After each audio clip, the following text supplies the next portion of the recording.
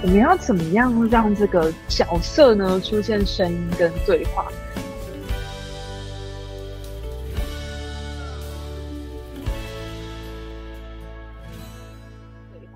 那我们就从第一个开始说话的小文妈妈开始哦。那我们点击这个小文妈妈的这个编辑的画面之后，会发现，诶，其实右手边的编辑框框呢有3个位置。第一个呢是我们可以放图片的位置，下面这边呢你可以输入文字。好，注意一下，第3个就可以新增音乐。好，那新增音乐呢，我们可以放 MP3 的档案。如果已经录音档录好的话，我就把MP3 的档案放进来就可以。但是呢，大家有一个更快速的方法，你可以找几个要好的同学来帮这些角色做配音。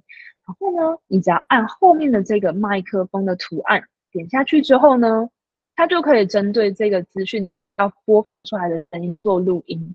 那就按下录音。好，倒数3、2、1就开始咯。小文啊，里长说我们家被划分为登革热疫区啦，可是妈妈在京都没有办法赶回去，要请你回家看哦。那我刚刚录完音之后呢，按下停止，好，就出现一个4秒的录音的音档，大家可以播放听听看。小文啊，里长说我们家被划分为登革热疫区啦，可是妈妈在京都没有办法赶回去，要请你回家看哦。那我就把妈妈的这一段录音呢录进去了。如果我觉得 OK 没问题了，我就可以按下汇入的按钮。好，这时候呢，小文他妈妈就会有图片，也会有你帮他配音的声音。那记得哦，这2个东西有改变，那我们就要按下储存的按钮。好，这时候如果你想要预览效果的话，你一样按右上角的眼睛符号。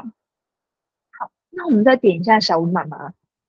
小文啊，里长说我们家被划分为登革热疫区啦，可是妈妈在京都没有办法赶回去，要请你回家看哦。好，那我们就可以听到，刚刚录的那个小文妈妈的配音就出现了。所以很简单，我只要把角色定位好，然后把他们的配音放进去就可以了。